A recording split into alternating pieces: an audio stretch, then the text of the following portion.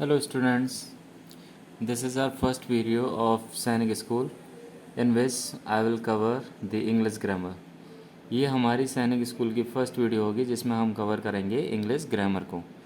तो first video में हम क्या करेंगे, केवल इंट्रोडक्शन पार्ट रखेंगे। इसमें इंट्रोडक्शन क्या होता है, तो उस चीज़ को समझाएंगे जहाँ से हमारी ग्रामर की शुरुआत होती है। बाकी ग्रामर हम नेक्स्ट वीडियो से प्रॉपर स्टार्ट करेंगे। तो सबसे पहले समझते हैं अल्फ़ाबेट्स। अल्फ़ाबेट्स हमको पता है कि इंग्लिश ग्रामर की बेसिक जो चीज़ है वो सबसे पहले जो आती है वो क्या होता है, अल्फ़ाबेट्स होते हैं। अल्फ़ाबेट्स हमको पता है कितने होते हैं, टोटल होते हैं 26 लेटर्स से मिलकर बनते हैं हमारे अल्फ़ाबेट्स। 26 लेटर्स से मिलकर बनते हैं हमारे alphabets. Alphabets A to Z होते हैं, ये हमको पता है, ए टू जेड होते हैं। अल्फ़ाबेट्स के बाद नंबर आता है किसका, वर्ड्स का। किसका, वर्ड्स का। अच्छा, वर्ड्स क्या होता है, वर्ड क्या होता है, वर्ड क्या होता है, वर्ड क्या होता है। वर्ड की अगर हम डेफिनेशन देखेंगे तो वर्ड होता है, this is the set of, sorry, this is a set of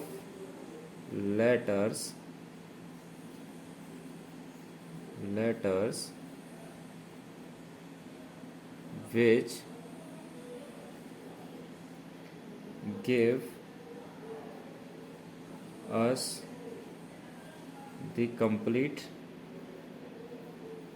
meaning।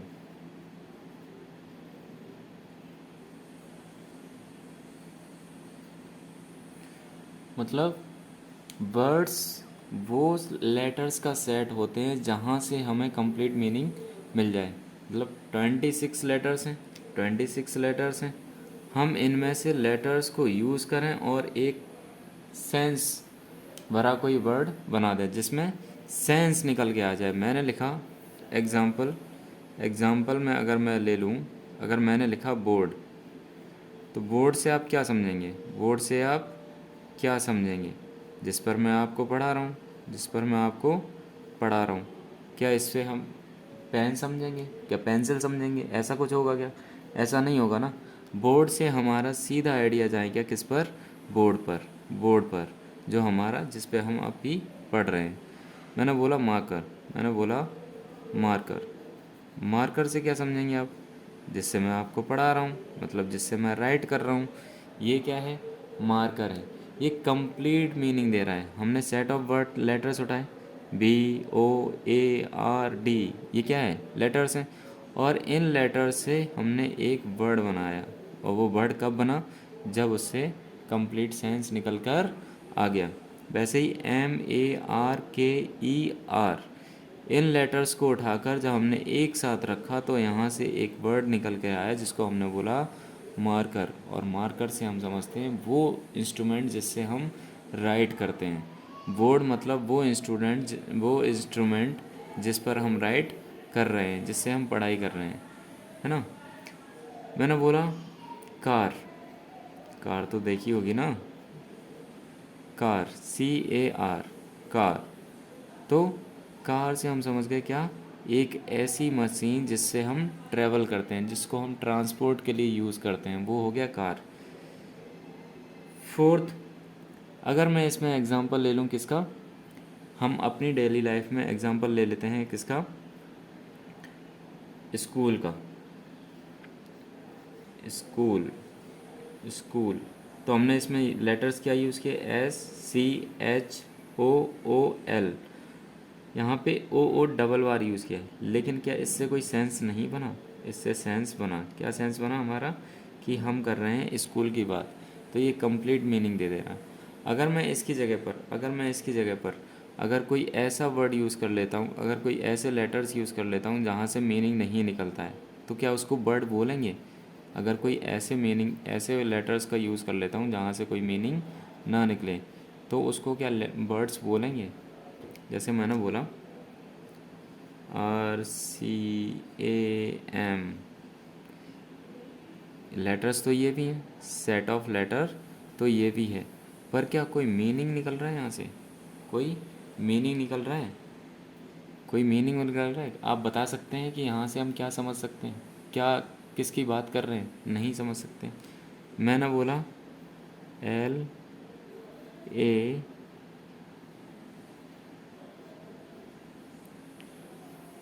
क्या ये सेट ऑफ लेटर्स नहीं है? ये सेट ऑफ लेटर्स है।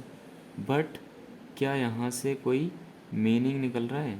आप बोलेंगे बिल्कुल भी नहीं निकल रहा है। और जब कोई मीनिंग नहीं निकल रहा है तो हम इसको वर्ड नहीं बोल सकते। वर्ड हम तभी बोलेंगे जब एक लेटर्स के सेट से जब कोई कंप्लीट मीनिंग निकल रहा होगा, तभी हम उसको क्या बोलेंगे? एक वर्ड बोलेंगे। अदरवाइज़ वो वर्ड नहीं होगा।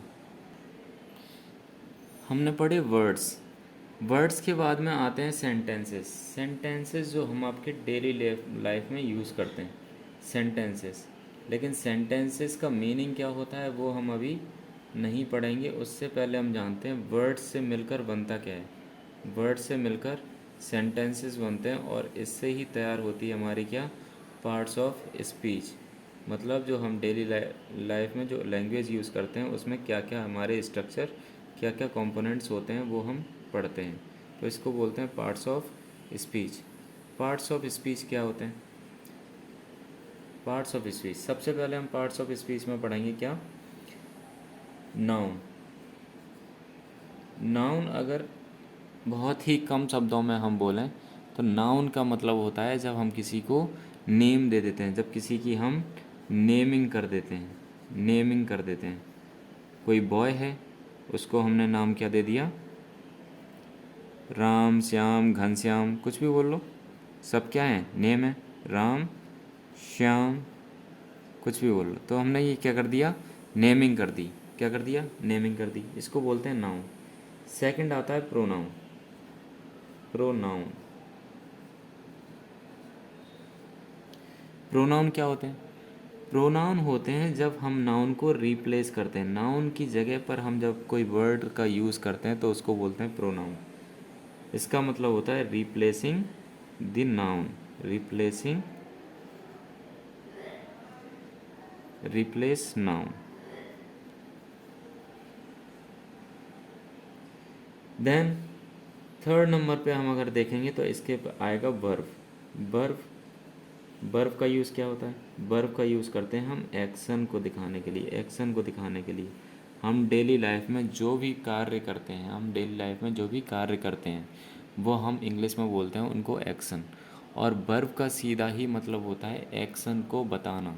मैं आपको क्या कर रहा हूँ? पढ़ा रहा हूँ। पढ़ा रहा हूँ इसका मतलब मैं क्या कर रहा हूँ? टीचिंग कर रहा हूँ। टीच कर रहा हूँ आपको। तो टीच क्या हो गई? ये एक एक्शन ही तो हो गया। टीच क्या हो गया?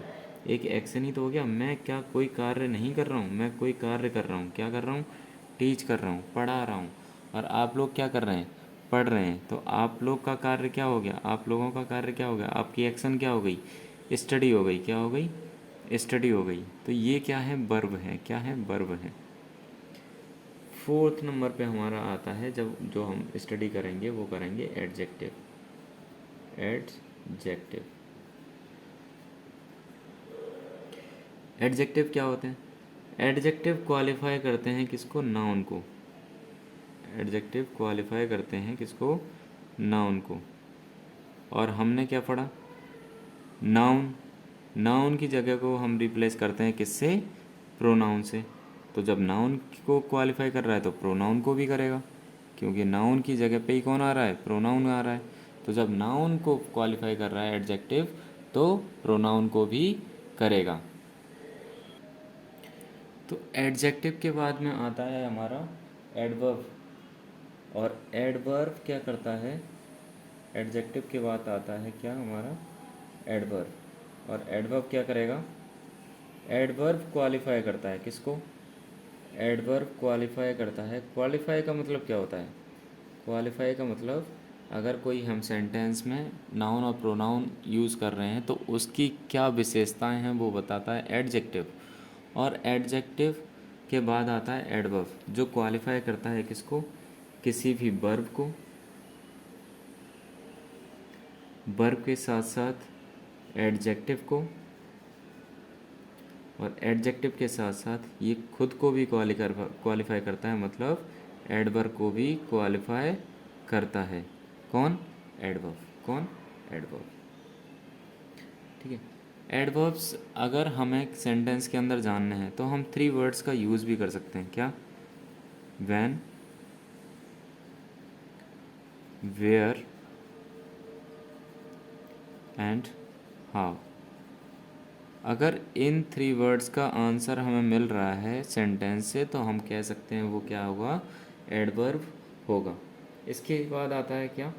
इसके बाद आता है हमारा कंजंक्शन। कंजंक्शन क्या होता है? कंजंक्शन, जंक्शन का मतलब होता है जोड़ना। जंक्शन का मतलब होता है जोड़ना।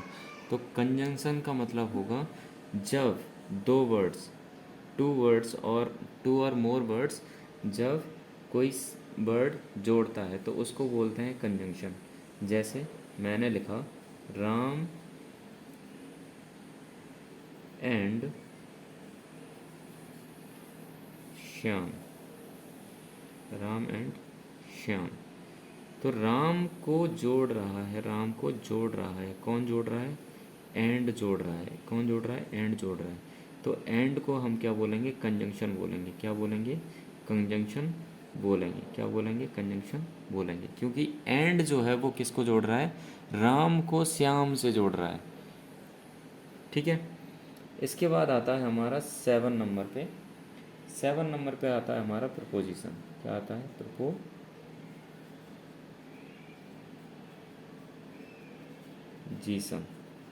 प्रपोजिशन क्या करता है? प्रपोजिशन का काम होता है रिलेट करना। रिलेट करना। रिलेट करना। किसको रिलेट करेगा? वर्ड्स को। वर्ड्स को रिलेट करेगा। वर्ड्स का रिलेशन बताएगा। वर्ड्स का रिलेशन बताएगा। कैसे वर्ड्स का रिलेशन बताएगा? अच्छा, डिटेल में इनको हम अभी पढ़ेंगे। ये हमारा क्या है? केवल इंट्रोडक्टरी पार्ट है जो हम आगे जाकर पढ़ेंगे। पहले हम स्पीच, पार्ट्स ऑफ स्पीच पढ़ेंगे, उसके बाद पढ़ेंगे सेंटेंसेस को कैसे बनाते हैं, टेंस वगैरह सब कुछ पढ़ेंगे। लेकिन ये हमारा क्या है? इंट्रोडक्टरी पार्ट है जिसमें हम सारे जो भी आने वाले लेक्चर्स हैं उसमें जो पढ़ेंगे वो हम अभी क्या कर रहे हैं? इंट्रोडक्शन दे रहे हैं। प्रपोजिशन। प्रपोजिशन सीधा सा होता है, क्या होता है? रिलेशन बताता है 2 वर्ड्स के बीच में। जैसे कंजंक्शन 2 वर्ड्स को जोड़ता है, वैसे ही 2 वर्ड्स के बीच में जो रिलेशन क्रिएट करता है वो कौन करता है? प्रपोजिशन करता है। इसके बाद आता है हमारा 8 नंबर पे आता है हमारा इंटरजेक्शन। क्या आता है? इंटरजेक्शन।